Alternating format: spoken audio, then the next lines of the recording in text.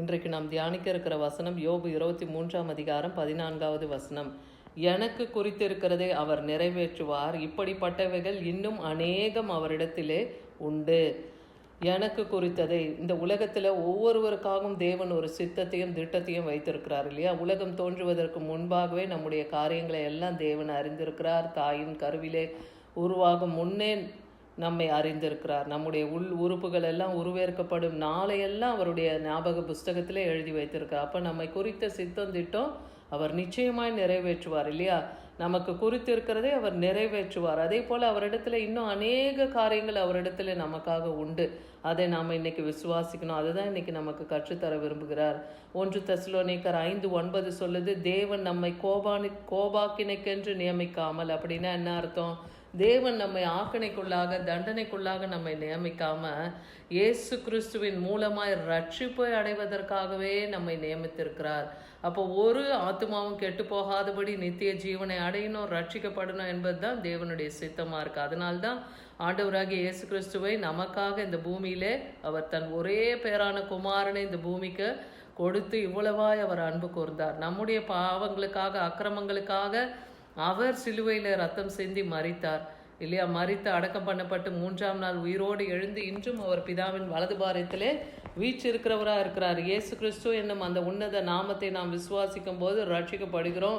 நித்திய ஜீவன் போகிறதுக்கு அவர் ஒரே வழியாக இருக்கிறார். அப்போ இந்த உலகத்தில் எல்லாருக்குமே உபத்திரவம் உண்டு. அந்த உபத்திரவத்தை சகிக்க தான் நம்ம நியமிக்கப்பட்டு இருக்கிறோம் என்று நீங்கள் அறிந்திருக்கிறீர்களே என்று 1 தெசலோனிக்கர் 3:3 பார்க்குறோம். இங்கே தீமோத்தேயுவுக்கு பவுல் அப்போஸ்தலன் எழுதி அந்த தெசலோனிக்க பட்டணத்தாரிடத்துல பேச சொல்கிறார். உங்களை விட்டு நாங்கள் பிரிந்து போகிறோம், ஆனாலும் நீங்கள் உறுதியாய் நம்பிக்கையாய் கர்த்தர் பேரில் இருங்க.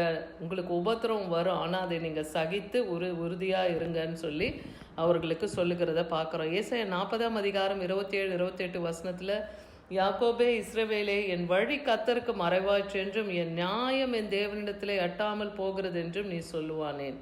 இன்னைக்கு நிறைய பேர் அதுதான், பிரச்சனைகள் பாடுகள் வரும்போது கடவுள் நம்மளை பார்க்கல, நமக்கு பதிலே தரல, நமக்கு இன்னும் நியாயத்தை செய்யலை அப்படின்லாம் நம்ம சொல்லி புலம்புகிறோம். ஆனால் சர்வத்தையும் படைத்த ஆண்டவர் இல்லையா? நம்முடைய வழி அவருக்கு மறைவாக இல்லை, எல்லாமே அவருடைய கண்களுக்கு முன்பாக வெளியரங்கமாக தான் இருக்குது. அதனால் என் நியாயம் தேவனிடத்தில் எட்டலைன்னு நீங்கள் சொல்லாதீங்க. ஏன்னா பூமியின் கடையாந்திரங்களை எல்லாம் சிருஷ்டித்த கர்த்தராகிய அனாதி தேவன் அவர் சோர்ந்து போகிறதும் இல்லை, அவர் இலைப்படைவதும் இல்லை என்றே வேதம் சொல்லுகிறது. அதை நீ அறியாயோ, நீ கேட்டதில்லையோ? அவருடைய புத்தி ஆராய்ந்து படாததாக இருக்கிறது இல்லையா? ஒருவரும் தேவனுடைய புத்தி ஆராய்ந்து அறிய முடியாது. அவர் அவரவருக்கு என்ன நியமித்து முன்குறித்து வைத்திருக்கிறாரோ அந்த சித்தத்தை திட்டத்தை தேவன் நிறைவேற்றுவார். ஏன்னா அவருடைய வழி கடலிலும் உமது பாதைகள் திரண்ட தண்ணீர்கள் மேலே இருக்குது. கடலிலும் தண்ணீரிலும் அவர் பாதை இருக்கிறத நம்மால் பார்க்க முடியுமா? அப்போ வழியை கர்த்தர் எங்கிருந்தாவது நமக்கு உண்டாக்குவார். தண்ணீரிலே அவர் பாதத்தையும் கடலிலே அவர் பாதத்தையும் நாம் காண முடியாது. அவருடைய காலடிகள் தெரியப்படாமல் போயிடுச்சுன்னு வேதவசனம் சொல்லுது, சங்கீதம் 77:19. அப்போ காற்றிலையும் அவர் வழியை வச்சிருக்கிறார். அப்போ அதெல்லாம் நம்மளால் ஆராய்ந்து அறிய முடியாது. அதனால இன்னைக்கு சத்துவம் இல்லாதவனுக்கு சத்துவத்தையும் பலனற்றவனுக்கு அவர் பலனையும் கொடுக்க வல்லமையுள்ளவர். ஏன்னா வாலிபர்களும் இளைஞர்களும் கூட சோர்வடைந்து இளைப்படைவார்கள், ஆனால் கர்த்தருக்கு காத்திருக்கிறவர்களும் புது பலனை அடைவார்கள்னு சொல்றார்.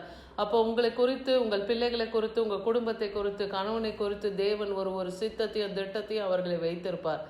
அது அவருடைய கரத்தில் இருக்குது. ஏற்ற காலத்தில் தேவன் அதை செய்து முடிப்பார். இதை தான் நம்ம விசுவாசிக்கணும், தேவனை நாம் நம்பணும். ஏன்னா 1 பேதுரு 2:8 சொல்லுது, அவர்கள் திருவசனத்துக்கு கீழ்ப்படியாதவர்களாக இருந்து இடறி விழுகிறார்கள். அப்போது காத்திருக்கிறவர்கள் எதில் விழுந்து போகிறாங்க? திருவசனம் சொல்லுகிற வார்த்தைக்கு கீழ்ப்படியாமல் இருக்குங்க. கர்த்தருக்கு காத்திரு, கர்த்தரை நம்பிரு, அவரே உனக்கு வழியை போதிப்பார், அவரே உன்னுடைய எல்லா இக்கட்டிலிருந்தும் உங்களை நீங்களாகி ரட்சிக்கிறவர், அவர் ஆலோசனை கர்த்தர், இதெல்லாம் வேத வசனம் சொல்லுது. அப்போ இந்த வசனத்தின்படி நடக்காம காத்திருக்காம இருக்கிறவங்க கீழ்ப்படியாதவர்களாக இருக்காங்க. அந்த கீழ்ப்படியாததுக்காகவே அவங்க நியமிக்கப்பட்டு இருக்கிறார்கள் என்று வேதவசனம் சொல்லுகிறத பார்க்குறோம்.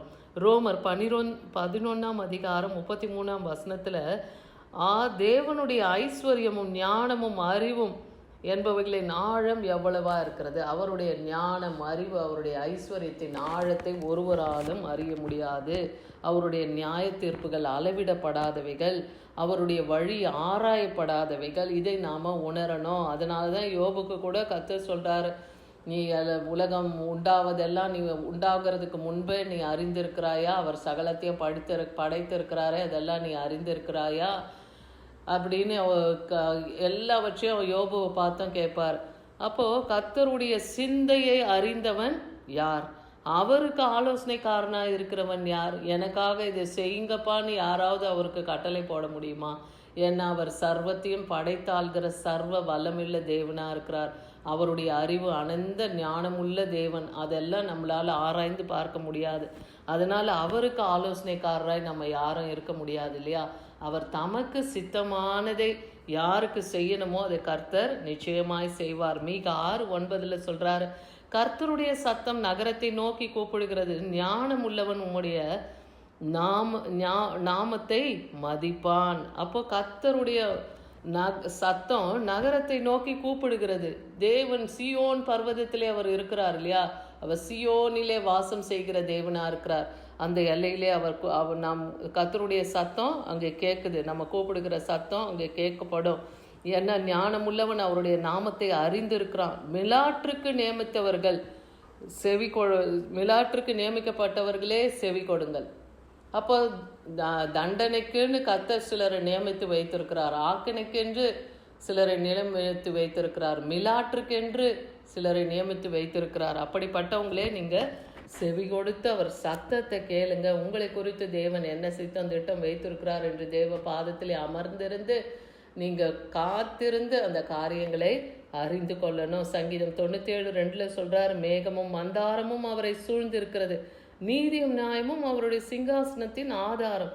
அப்போ கர்த்தரை சூழ்ந்து மேகமும் மந்தாரமும் தான் இருக்குது. அதே போல் நீதியும் நியாயமும் அவருடைய சிங்காசனத்தின் ஆதாரம், நீதியும் நியாயமும். அதனால் நீங்கள் கவலைப்பட வேண்டாம். ஒவ்வொருவரும் அவங்களுடைய காரியங்களை இது வரைக்கும் எதுக்கெல்லாம் நீங்கள் காத்திருக்கிறீர்களோ அந்த காரியத்துக்கு கர்த்தர் நிச்சயமாய் பதில் தருவார். ஏன்னா நீதியும் நியாயமும் அவர் சிங்காசனத்தின் ஆதாரமாக இருக்குது. உங்கள் கூப்பிடுதல் அவர் செவியை எட்டும். உங்களுக்கு அவர் நிச்சயமாய் பதில் தருவார். அதனால நாம் ஒன்றையும் குறித்து கவலைப்படாமல் நம் பாரங்களை எல்லாம் கர்த்தர் அவருடைய பாதத்தில் நாம் வைத்து கர்த்தருக்காக நாம் காத்திருக்கும் போது கர்த்தர் நிச்சயமாய் நம்மை ரட்சிப்பார். நமக்கு குறித்ததை அவர் நிச்சயமாய் நிறைவேற்றுவார். உங்கள் பிள்ளைகளுக்கு குறித்ததை, கணவனுக்கு குறித்தது, உங்கள் குடும்பங்களினுடைய எதிர்காலத்தை குறித்த காரியங்களை கர்த்தர் நிச்சயமாய் நிறைவேற்றுவார். இன்னும் அநேக காரியங்கள் அவரிடத்தில் இருக்கிறது என்பதையும் நாம் அறிந்து கொள்ளணும். அதனால் என்ன, நீதிமான்களுடைய கூடாரத்தின் மேல் கர்த்தருடைய ரகசியம் இருக்குது. அது யாராவது அறிந்து கொள்ள முடியுமா?